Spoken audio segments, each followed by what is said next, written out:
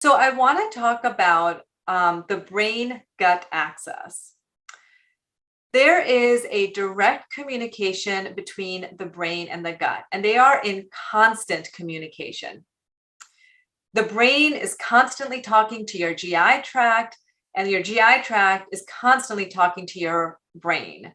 The brain can influence motility, secretion, the microbiome in our gut.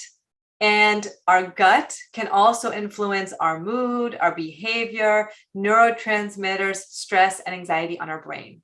And this constant communication is done through the vagus nerve.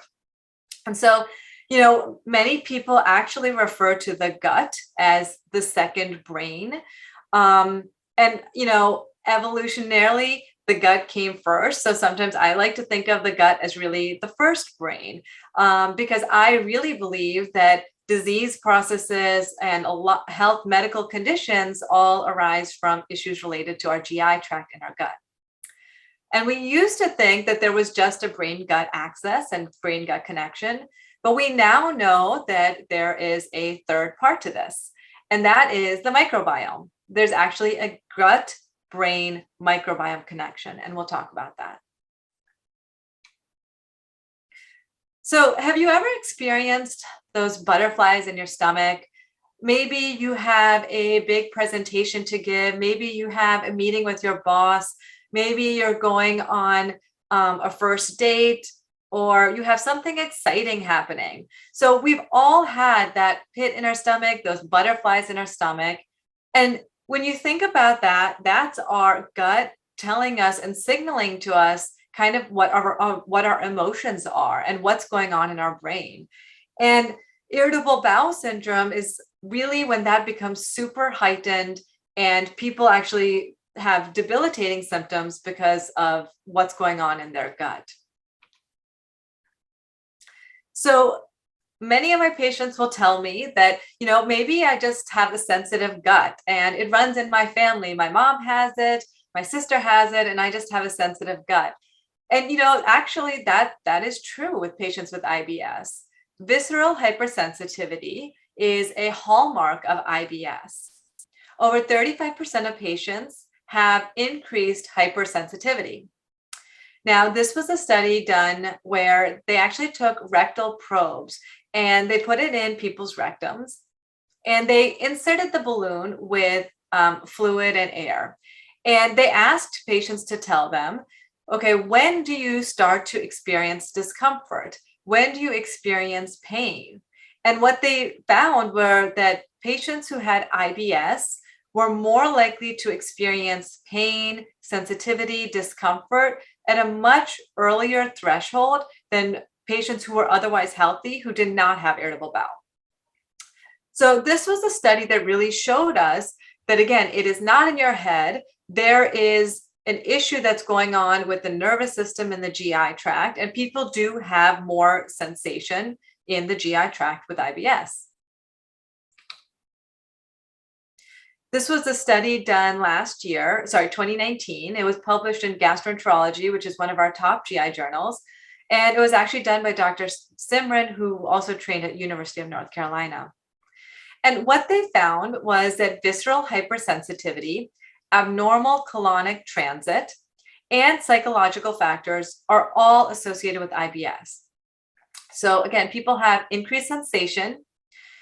They have changes in their colonic transit. So either things are moving really fast and very quickly, or they have delayed transit and things move very slowly. And then third, that they have often have anxiety or depression, which is related to this. And they found that the more of these that they have, the more severe their IBS symptoms. So there's a cumulative effect to this. And then that in turn impacts quality of life. So I'd like to talk a little bit about the gut-blood barrier. So there is a very thin layer of epithelial cells that separates what's in our GI tract and what's in our gut from what's in our blood on the other side. Now, that layer of epithelial cells and that barrier has a really important function. The goal of that is to prevent harmful pathogens from entering our blood. And so that layer is made up of immune cells, epithelial cells, enteric cells. And what's really interesting is that our gut has its own nervous system.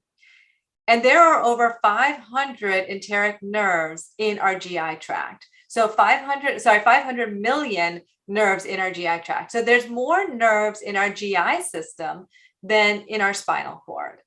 So our GI tract and that gut-blood barrier is really important.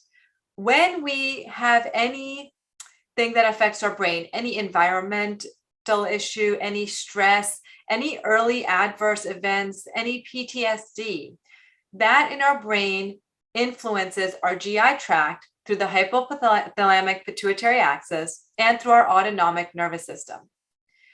In addition, there are things that impact our gut, which will then impact our brain. Diet, pathogens, inflammation, antibiotics, probiotics, all of these things can either help or hurt that gut-blood barrier. So, we've all had that gut instinct, that feeling that we know something is happening, we can't explain it. And what I'm here to tell you is I want you to trust your gut instinct. When you have those feelings, sometimes your gut is telling you something before you even know it. There are many patients that come to me and they're coming in with GI symptoms, bloating, diarrhea, constipation, pain. And I'll ask them, think about what is going on in your life. Is there something stressful happening right now? Have you changed jobs recently? Is there something going on in your family life, in your personal life? Many times patients will think about it and they actually can't find any trigger. But then when I see them a few months later, they'll come back to me and they say, you know what, I thought about what you said and you are right. I didn't know it at the time, but I was having a stressful situation at home, or I was undergoing a job change and that was stressful. And I just didn't process it. Like wasn't able to think about it yet. And that's because sometimes those GI symptoms manifest before our brain is able to process it. So don't ignore those feelings you have. That's really important. So this was actually a study I want to talk about. It was done by one of my cousins, Dr. Pasricha. And what she did was she put electrodes on people's abdomen. She put a blood pressure cuff on people and measured their blood pressure. And she put heart rate monitors and breathing monitors on patients. And what she did was she asked them to do different tests and to lie. And she monitored to see what was going to pick up those lies faster. And what she found was that sometimes people were able to lie, but they were able to control their heart rate. They were able to control their breathing rate. And they were even able to control their blood pressure. But the one thing that was most difficult to control was their GI tract. So she found that when people were lying, the GI tract would start to spasm and the GI tract was not able to hide it. So it's really interesting research because I think in the future, it wouldn't be surprising if when we are doing lie detector tests, we actually start monitoring people's guts because, we can't hide that. All disease begins in the gut by Hippocrates. And I think this is so true. And so what we need to do is understand what things and what factors impact our gut.